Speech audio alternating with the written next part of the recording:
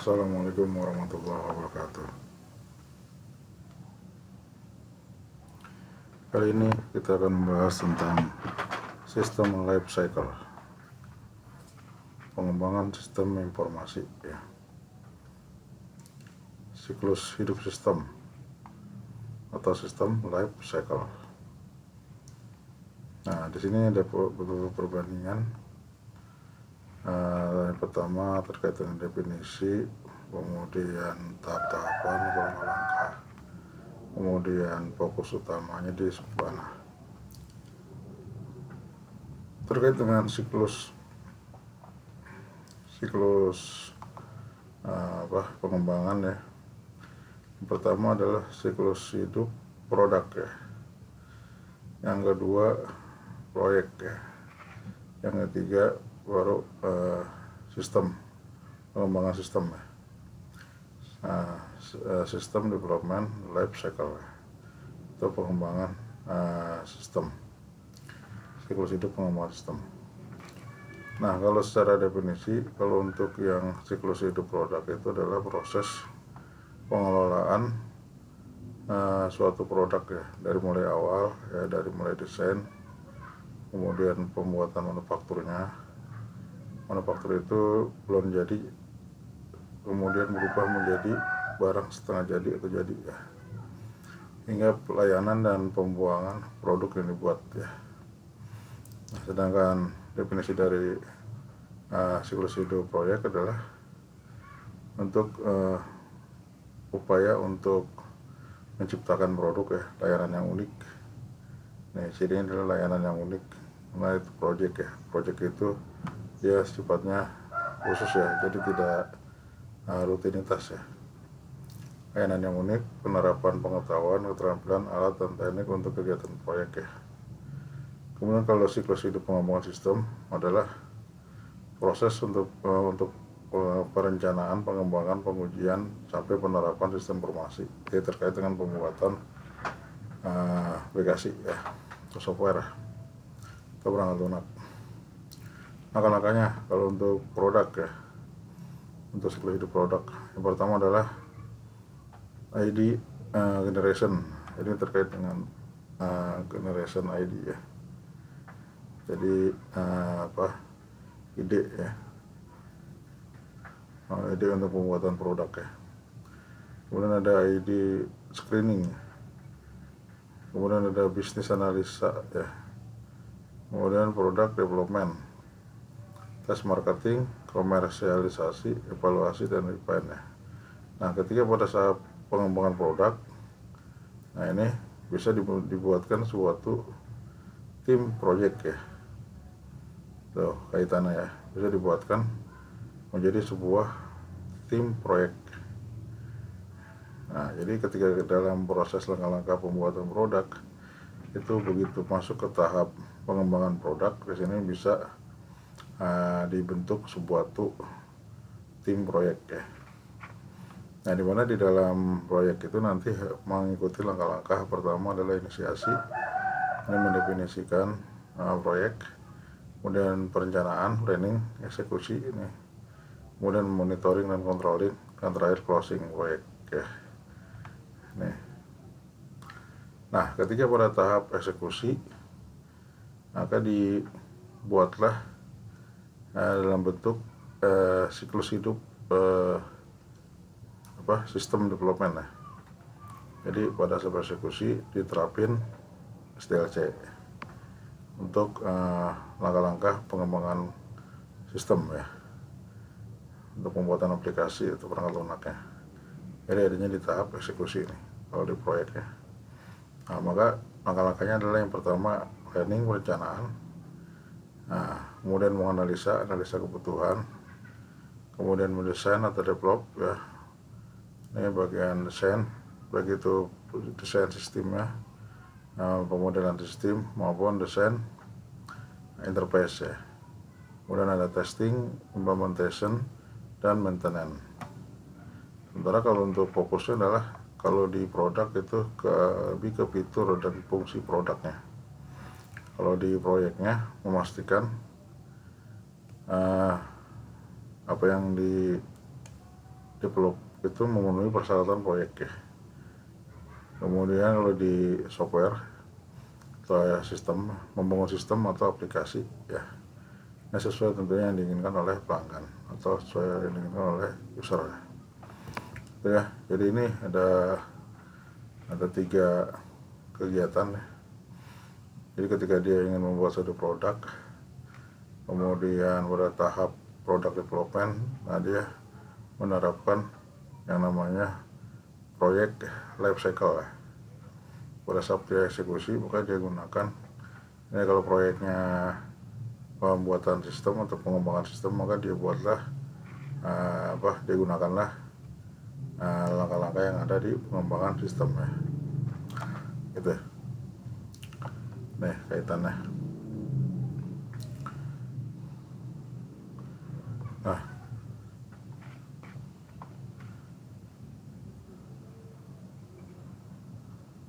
Nah, ketika ada perubahan di dalam proyek ya, proyek yang sedang dikerjakan, ini karena adanya monitoring dan controlling ya. Itu perlunya monitoring dan controlling. Apabila proyeknya dibutuhkan perubahan, maka diadakan perubahan. Sedangkan pengembangan sistem ya, SDLC, kegiatan pembentukan pengembangan software ya, tadi udah ya, itu arahnya ke software atau perangkat lunak.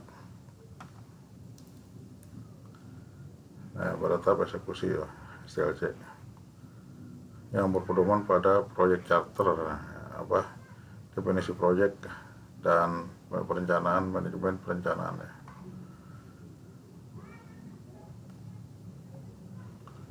Nah, karena kita ke tahapan pengembangan sistem ya. Yang pertama perencanaan. Tujuannya ya, tujuan dari langkah pertama ya, perencanaan adalah identifikasi dan memprioritaskan sistem informasi apa yang mau dikembangin. Jadi ini sebetulnya harus ditentukan dulu nih tujuannya,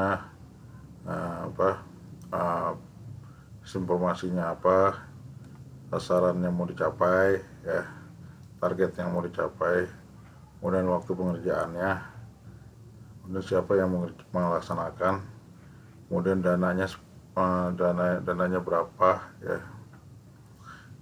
Jadi tahap perencanaan ini penting untuk mendefinisikan permasalahan ya, mengidentifikasi permasalahan, kemudian membangun sistem informasi, kemudian ada perubahan aliran informasi yang terjadi di dalam organisasi ya, kemudian ada implementasi teknologi ya di bidang komputer yang akan membawa dampak pada tenaga kerja di dalam organisasi. Nah, yang kedua setelah tahap perencanaan, yang kedua adalah tahap analisa. Jadi permasalahannya dianalisa, menganalisa permasalahan. Jadi sebenarnya sistemnya harus dibuat seperti apa ya, permasalahannya. Setelah didefinisi, identifikasi permasalahannya, maka tahap yang kedua adalah menganalisa permasalahan itu. Jadi sebenarnya fungsi-fungsi dari sistem yang mau dibuat itu seperti apa, lebih tepatnya seperti apa, yang harusnya ada, fungsi yang harus ada apa saja. Nah, menurut McLeod ini terdapat 6 dimensi kelayakan. Yang pertama kelayakan teknis. Jadi yang dianalisa adalah hardware-nya, software-nya, organisasinya. Kemudian yang kedua yang dianalisa adalah pengembalian teknis, analisa manfaat dan potensi pengembalian. Yang ketiga non ekonomis ya, analisa manfaat dan pengembalian tidak cukup secara finansial. Kemudian kelayakan hukum dan etika, ini batasan hukumnya, etikanya, kultur operasional terkait dengan implementasi atau penerapan sistemnya, dan jadwal batas waktu pembuatan sistem ya. Ini ada 6 yang harus dianalisa. Nah, pertama kita kelayakan proyek ya, kelayakan proyek. Nah, ini apa aja nih yang dilihat nih, yang dinilai: operasional, teknis, ekonomis ya. Umumnya sih yang dilihat adalah dananya ya. Kelayakan operasional,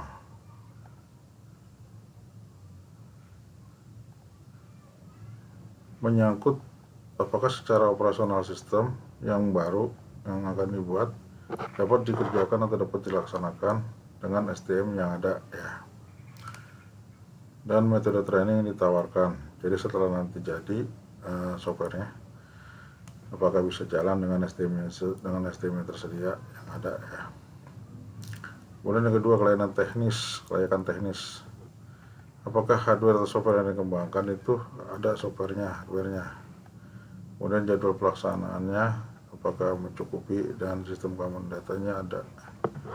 Kemudian kelayakan ekonomis ini terkait dengan biaya ya.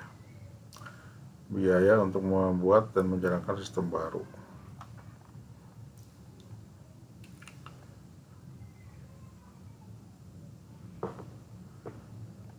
Yang ketiga adalah tahap desain. Nah ini mendesain sistemnya, pemodelan sistemnya ya, termasuk adalah desain aplikasi, desain interface terbuka, kemudian desain basis data atau database, kemudian desain hardwarenya ya, atau apa istilahnya, implementasi perangkat keras dan perangkat lunak ya.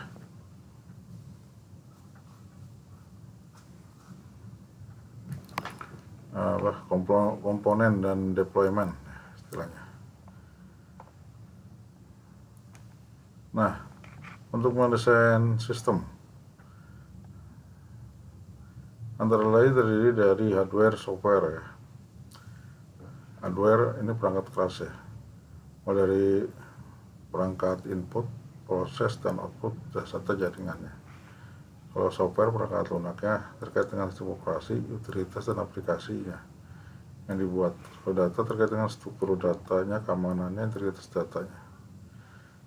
Prosedur, nah ini pendokumentasian, prosedur sistemnya, buku petunjuk pengoperasionalnya, buku petunjuk ini. Manusianya, nah ini terkait dengan user nanti. Nah setelah dibuat ini desain sistemnya, nah ini kan termasuk aplikasi gitu ya, termasuk sistem basis database. Nah ini termasuk aplikasi, ini termasuk coding ya. Nah maka yang tahap berikutnya adalah tahap pengujian ya, testing. Nah yang di testing itu adalah pertama testing performa, kinerjanya lambat atau normal atau cepat ya. Kemudian testing logikanya atau sintaknya sesuai atau tidak. Kemudian testing implementasi bisnis rule-nya sesuai dengan atau tidak dengan bisnisnya. Kemudian faktor manusia. Kemudian testing prosedurnya.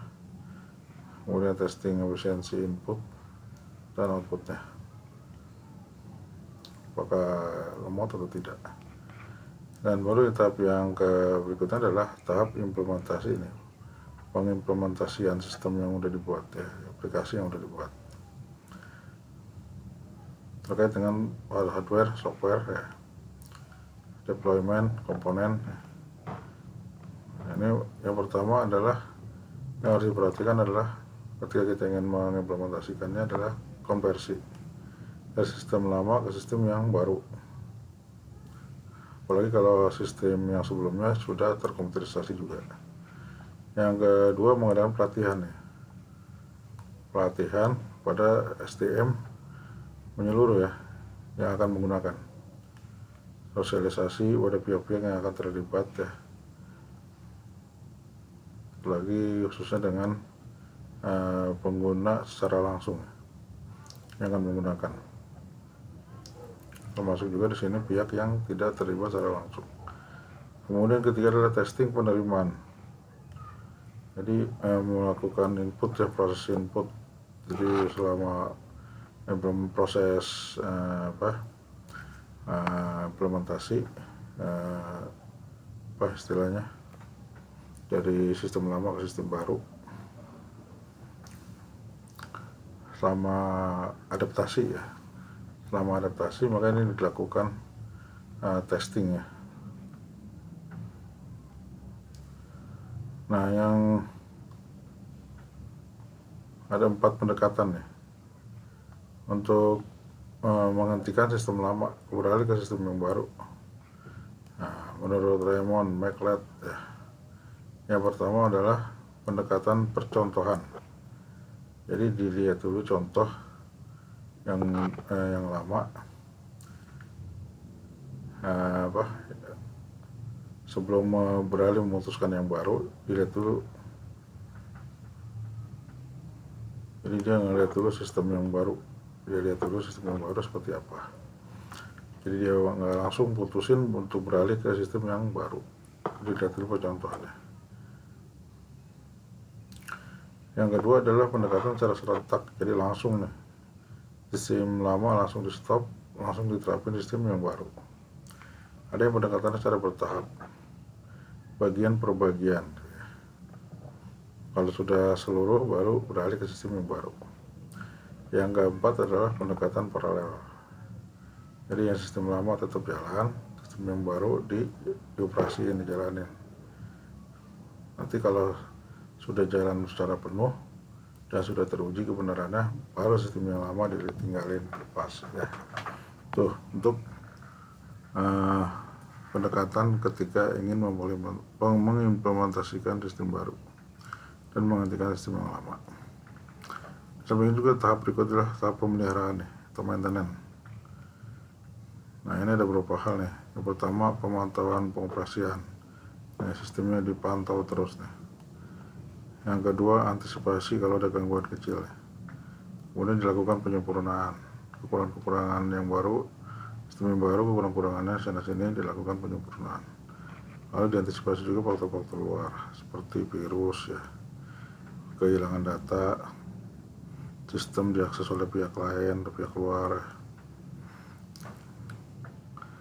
Nah, alat untuk pengembangan perangkat lunak, nah, aplikasinya nih, software toolsnya nih bisa berupa link, body ya. Kemudian ada juga tools IDE yang lingkungan pengembangan terpadu. Jadi yang punya fitur IDE ini seperti NetBeans ya, seperti Gen Studio, kemudian seperti Kode Lobster, Kode Chain Studio dan lain-lain. NetBeans termasuk ya IDE. Terus yang terkait dengan kerangka kerja ya, atau framework ya, ini ada Bootstrap ya, ada untuk website ya, ada Bootstrap, ada Laravel, ada CI ya, Coordinator, Visual Studio.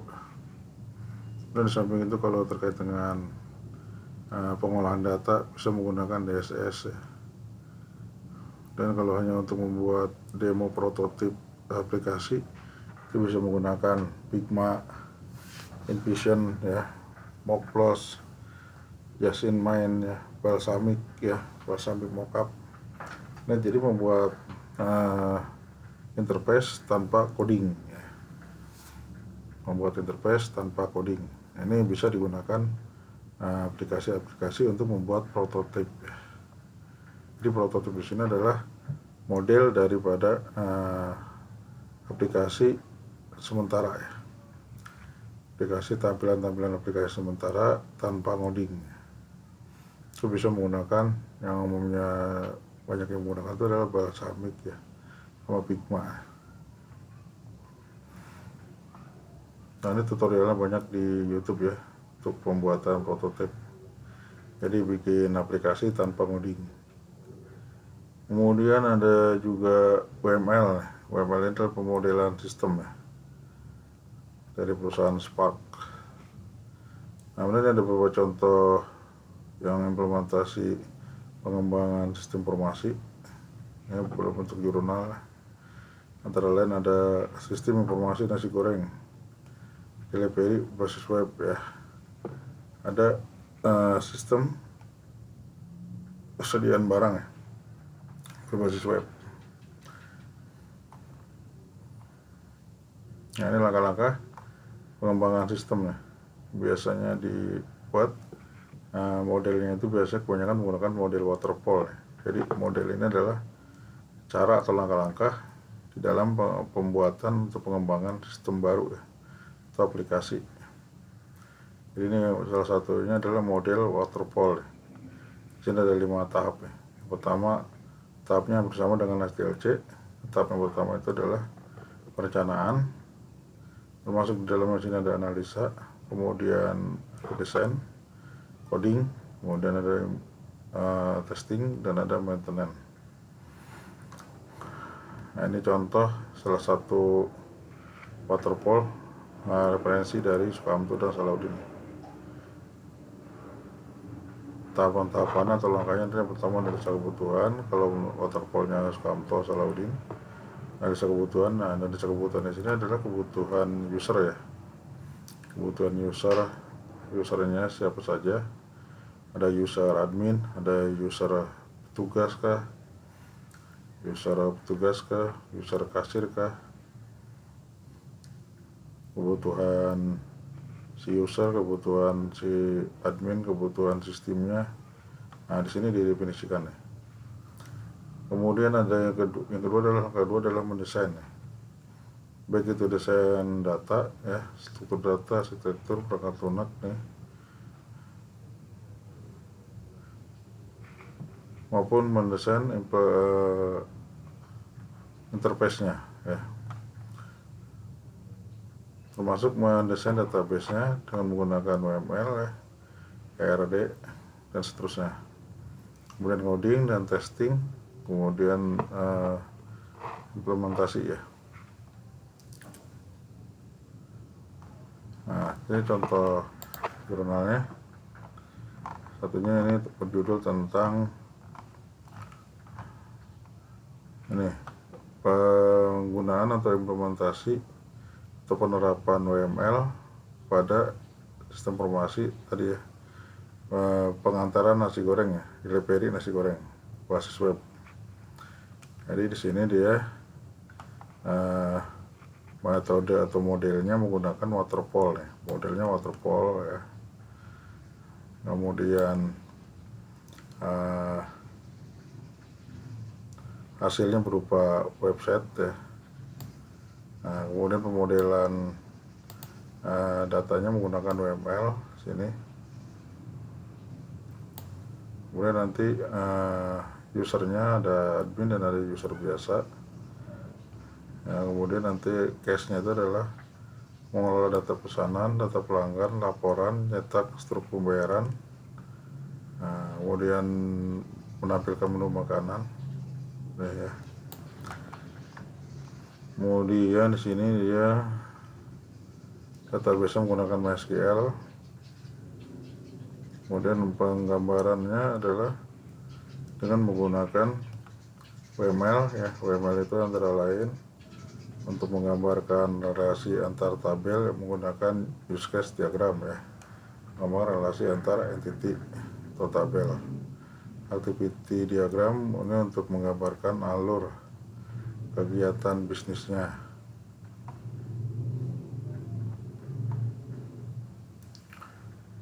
Kemudian dia desain webnya menggunakan web designer ya.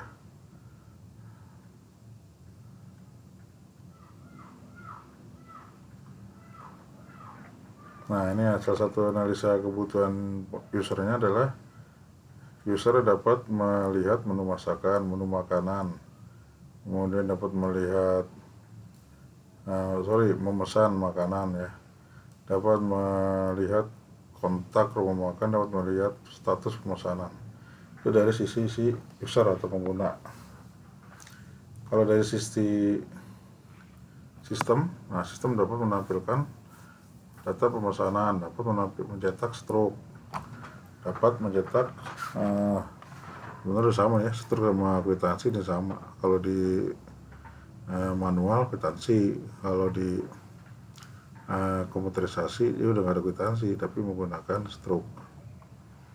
Dapat mencetak laporan. Nah di sini dia memodelkan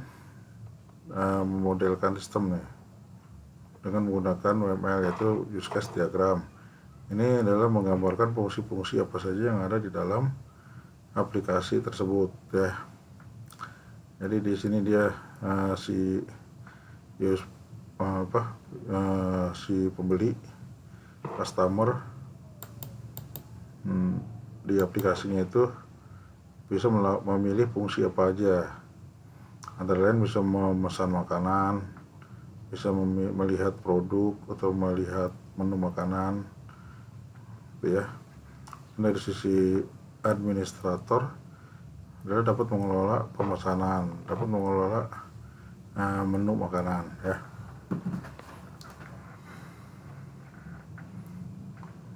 Dan ini adalah use case diagram. Jadi ini relasi atau hubungan antar user dengan aplikasinya, dengan sistemnya. Yang kedua adalah activity diagram. Di sini menggambarkan alur kegiatan bisnis dari aplikasi ini ya. Jadi si customer, ini aktor-aktornya, customer, kemudian itu bisa melihat menu nasi goreng, kemudian dia sebelum memesan dia melakukan login, dan dia ketika loginnya kemudian divalidasi oleh sistem, kemudian setelah sukses maka akan terbuka pilihan menu, kemudian pilihan menu si customer memilih salah satu menu, kemudian sistem memasukkan ke keranjang. Si administrator menampilkan pemesanan. Sebenarnya sistem ini menampilkan pemesanan ya. Jadi administratornya hanya mantau aja. Menampilkan sebenarnya sistem nih, menampilkan data pemesanan nih di keranjang. Nah, nanti si koki nyiapin, kurir nganter ya, sesuai dengan struk pemesanan ya. Jadi kalau udah dibayar baru dimasak, harusnya dimasak, kemudian baru diantar oleh kurir makanannya.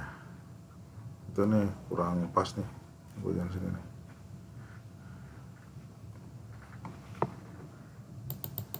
Jadi jangan dimasak dulu kalau belum dibayar.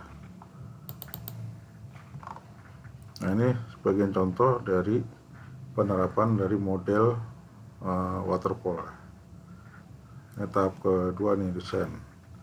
Kemudian di samping activity, ini mendesain pemodelan sistemnya, juga merancang dokumen inputan dan dokumen keluaran.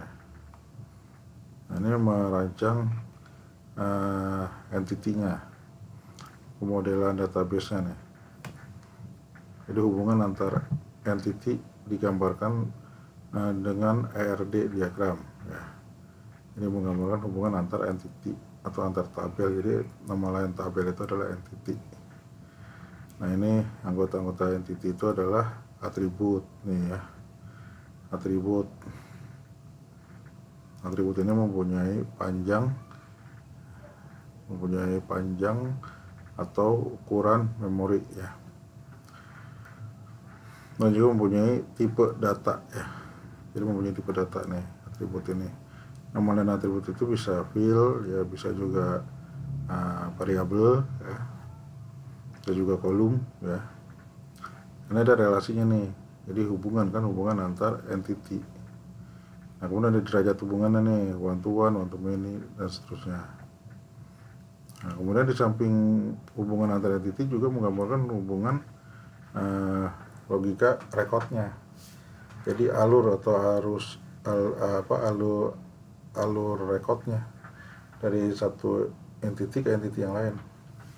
Ini contohnya nih, admin mengirim data ke tabel transaksi. Jadi transaksi ini butuh data administrator atau user ya, lebih tepatnya user nih. Jadi transaksi membutuhkan data user nih yang mesen makanan.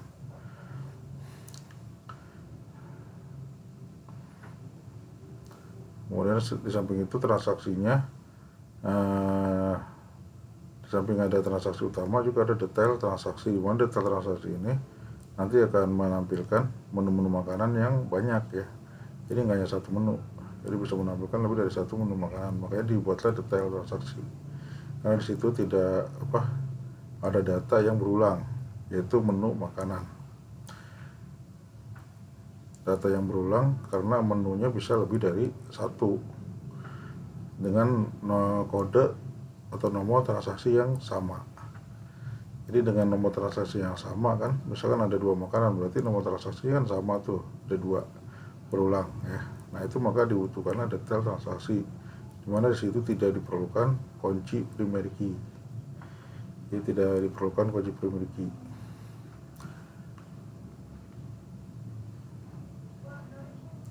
Padahal yang dibutuhkan hanya indeks kalau di MySQL ya. Nah, sementara yang butuh primary key itu adalah di transaksi utamanya nih, dimana situ hanya menampilkan satu nomor transaksi dan tanggal transaksi serta total bayarnya berapa, serta nama user yang mesen siapa. Itu adanya di transaksi utama. Nah, di samping itu di transaksi ini di detail ini kan butuh data menu makanan, maka dia narik data dari tabel menu ya. Itu namanya alur atau struktur logika record ya. Jadi aliran record datanya dari tabel mana ke mana gitu ya.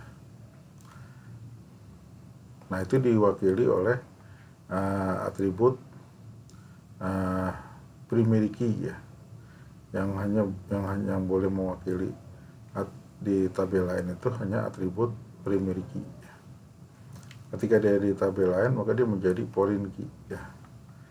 Jadi foreign key itu adalah atribut primary key di tabel asal ya, yang menghubungkan antara tabel utama dengan tabel lain.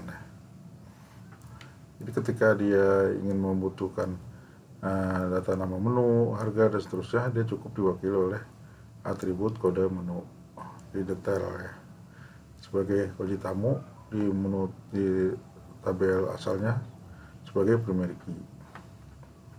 Tuh LRS ya. Di samping itu juga ada penjelasan terkait dengan masih desain ya.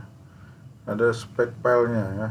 Ada penjelasan nama filenya, akronimnya, fungsinya, tipe filenya, organisasi filenya, aksesnya, media penyimpanannya, panjang rekodnya, kunci filenya atau atribut primary key-nya, ya, software database-nya. Nah, ini ada penjelasan spek file ya. Itu ya, spek file. Nah, ini nama filenya adalah file atau tabel ya. Kalau kita sering nyebutnya tabel, ini file ya.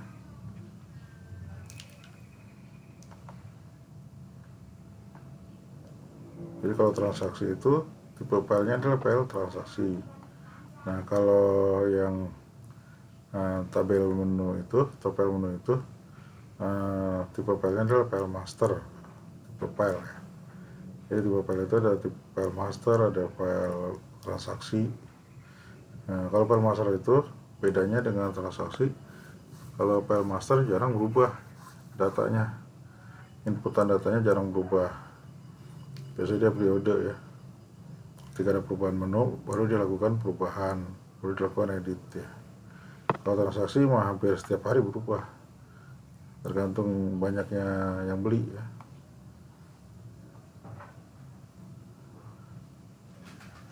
Nah di samping itu di sini ada spek sistem komputer ya. Jadi terkait dengan implementasi nih biasanya. Nah ini implementasi ini penyesuaian atau dengan memperhatikan dari sisi software dan hardware. Hardwarenya prosesornya minimal berapa, memorinya minimal berapa dan seterusnya. Softwarenya untuk bisa jalan pakai sistem operasi yang Windows versi berapa dan seterusnya. Kemudian harus ada aplikasi apa lagi supaya bisa jalan aplikasi yang dibuat tadi. Itu ya. Kemudian ada tahap interface. Nah ini pembuatan interface-nya. Jadi interface ini bisa juga dibuat di tool prototip tadi ya. Jadi membuat aplikasi tanpa coding. kalau hanya untuk demo. Nah, kemudian tahap berikutnya adalah testing. Testing ini bisa dilakukan dengan pengujian black box testing, yaitu melihat inputan dengan outputnya apakah sesuai dengan output yang diinginkan, terkait dengan fungsi-fungsi aplikasi yang ada di aplikasi ya, fungsi-fungsi misalkan form transaksi ya, form login gitu ya, apakah input dan output sesuai dengan yang diinginkan. Nah, itu terkait dengan waterfall ya, model waterfall, salah satu model pengembangan sistem informasi atau pembuatan aplikasi. Ini juga sama, contoh kasus lain dengan menggunakan yang sama, yaitu waterfall. Yaitu waterfallnya biasanya menggunakan Scrum-Tool Salahuddin, kebanyakan. Tahapnya sama ya, ada tahap analisa, desain, kemudian coding, kemudian testing, baru implementasi. Dan implementasi itu maksudnya implementasi ke itu ya, ke user ya, implementasi dan maintenance.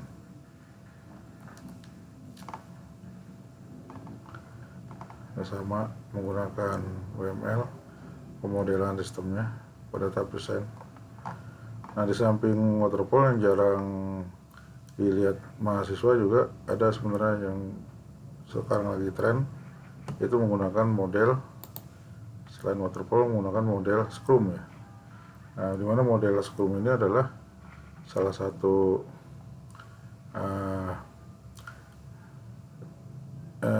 sifatnya agile, jadi tidak sering berubah ya, tidak stabil ya, atau tidak monoton ya. Jadi ada kasus-kasus yang membutuhkan penanganan cepat ya, fitur-fitur yang ingin ada diadain dengan cepat, itu istilahnya agile ya.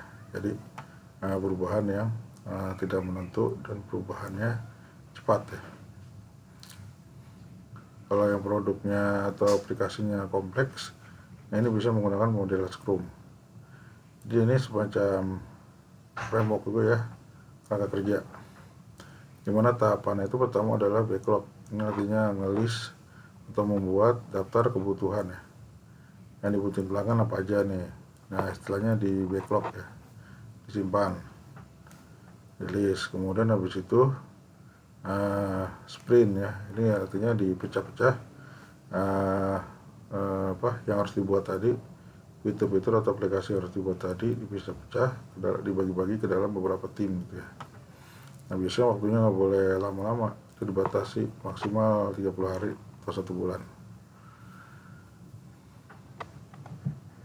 Nah, ketika menentukan sprint apa saja yang harus dikerjakan, itu biasanya diadakan meeting, Scrum meeting.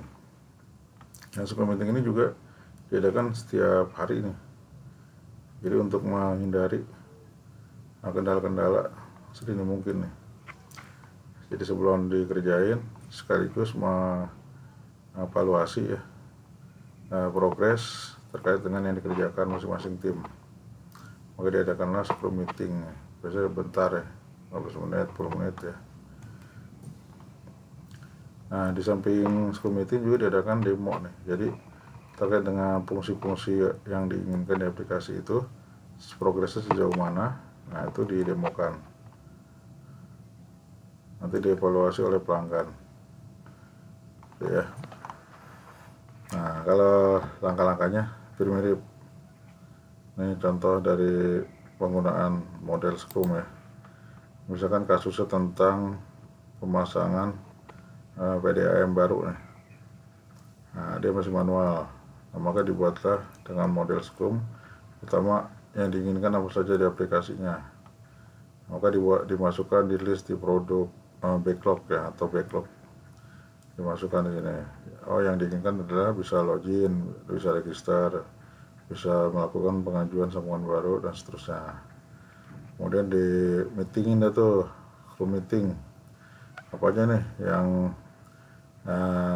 bagi-bagi nih kerjaannya. Sprint 1 ngerjain apa aja nih gitu, istilahnya sprint backlog ya, pilih itu. Nah ini dia mengerjakan, yang pertama adalah menentukan, mendefinisikan prosedurnya. Nah pertama login nih, autentifikasi ya, login, register, logout, kemudian pengajuan sambungan baru dan seterusnya. Kemudian pemodelan sistemnya tadi dengan use case, activity ya, untuk menentukan fungsi-fungsi apa aja yang ada di dalam aplikasi dan juga alur kegiatannya seperti apa di dalam aplikasinya. Terus sprint 1, misalkan sprint 1 itu butuh waktu 4 hari misalkan. Nih tim A misalkan mengerjakan ini. Nah nanti tim B mengerjakan sprint 2 misalkan. Sprint 2 itu apa? Yaitu misalkan dia butuh waktu berapa lama, 2 minggu ya, yang penting maksimal 4 minggu ya, nggak boleh lebih dari 4 minggu.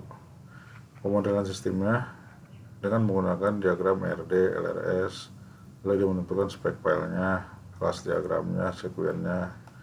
Untuk yang tim C sprint 3, nah ini yang kerjakan adalah interface-nya.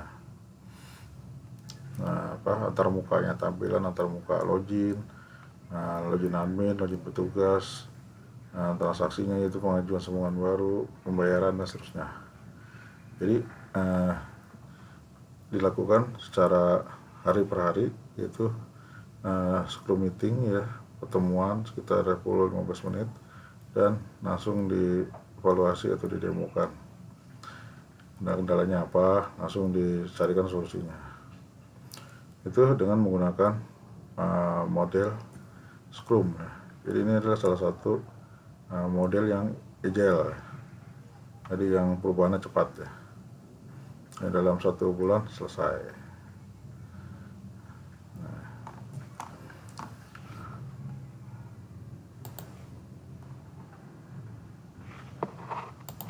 Oke,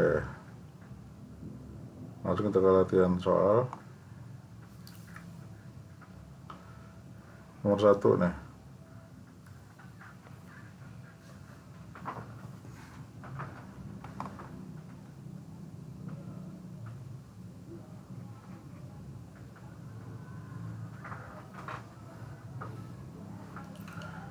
Nomor 1, pelaksanaan STL-nya dilakukan pada tahap nih ya, tahap eksekusi. Kalau di proyek ya, kan ada 5 tahap: inisiasi, planning, eksekusi, monitoring, controlling, closing. Tahap eksekusi ini pembuatan softwarenya. Nomor 2, perancangan sistem berkonsentrasi pada bagaimana sistem dibangun untuk memenuhi kebutuhan. Pada tahap ini ya, analisa nih, pada tahap analisa kebutuhan.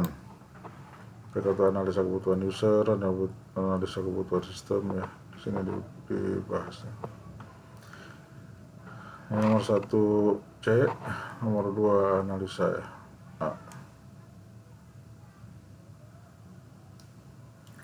Kemudian nomor 3, istilah dari siklus hidup proyek, PLC ini tadi. Proyek L-nya apa tadi? C-nya siklus ya. Life ya, hidup ya, PLC. Proyek, life, siklus ya. Cycle. Proyek, life, cycle. Proyek hidup, siklus ya. Siklus hidup proyek. Nomor 4, sistem lama dihentikan langsung diganti sama sistem baru. Ini pendekatan secara serentak. Jadi langsung sistem lama langsung di stop, diganti sama aplikasi yang baru. Kalau percontohan itu dia ngeliat dulu contoh yang baru kayak gimana. Kalau oke baru, kalau bertahap sebagian-sebagian. Kalau paralel tadi kalau ini kan tadi bertahap sebagian-sebagian. Kalau paralel apa tadi, lupa. Paralel. Lalu paralel dia, sistem lama tetap dijalanin, sistem baru juga dijalanin. Kalau sistem baru udah oke, baru sistem lama dilepas. Itu ya. Itu yang paralel. Nomor 5, analisa batasan waktu penyusunan sistem. Ini terkait dengan kelayakan ya, kelayakan di kelayakan jadwal ya. Jadwal terkait dengan batas waktu. Kalau hukum, etika ya, kalau yang non ekonomis dan teknik. Kalau ini batasan waktu jadwal ya, gimana? Tadi udah eksekusi.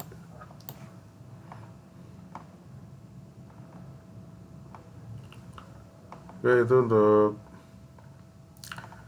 di sini lebih ke pemodelan pengembangan sistem ya. Rekayasa perangkat lunak. Rekayasa pengembangan perangkat lunak. Rekayasa pengembangan perangkat lunak atau disingkat RPL. Ya. Ini tadi contoh-contoh RPL. Ini sebenarnya ada juga di mata kuliah lain ya, mata kuliah RPL. Beberapa model pengembangan perangkat lunak. Salah satunya yang lagi tren sekarang adalah Scrum. Untuk yang kasusnya kompleks ya, jadi dibutuhkannya cepat. Nah, ini juga dibutuhkan tim yang solid nih, yang tim yang dibagi beberapa tim nih. Tuh. Di dalam timnya juga yang benar-benar ahli ya, bukan yang baru-baru nyoba atau baru nyari pengalaman, tapi yang sudah benar-benar berpengalaman timnya, karena dia membutuhkan kerja yang cepat. Tuh, jadi nggak boleh lebih dari 1 bulan. Ini sprint tadi nih, sprint dikerjakan dalam waktu 1 bulan. Setiap hari itu di meeting ya, diadakan rapat untuk membahas kendala-kendalanya setiap hari, setiap tim. Nah, jadi ini adalah produk backlognya. Nah, produk backlognya nih yang didapat dari pelanggan, fungsi-fungsi apa yang pelanggan inginkan, fitur-fitur apa yang pelanggan inginkan, lalu di meeting untuk menentukan sprint backlog dengan batasan waktu tadi sudah ditentukan. Sprint 1 berapa hari, sprint 2 ngerjain apa berapa hari, sprint 3 ngerjain apa berapa hari. Dikerjakan, dievaluasi, di meeting, di demo setiap hari, kemudian keluarlah hasilnya ya, produknya. Itu penjelasan kali ini. Ini sangat berguna sekali untuk penyusunan skripsi ya nanti. Nah, terkait dengan pengembangan sistem ya, atau SDLC, siklus System Development, LC itu life siklus ya, cycle ya. Siklus hidup pengembangan sistem, rekayasa pengembangan sistem ya, atau istilah gampangnya pembuatan aplikasi atau software atau perangkat lunak. Oke, mudah-mudahan bisa dimengerti. Terima kasih. Assalamualaikum warahmatullahi wabarakatuh.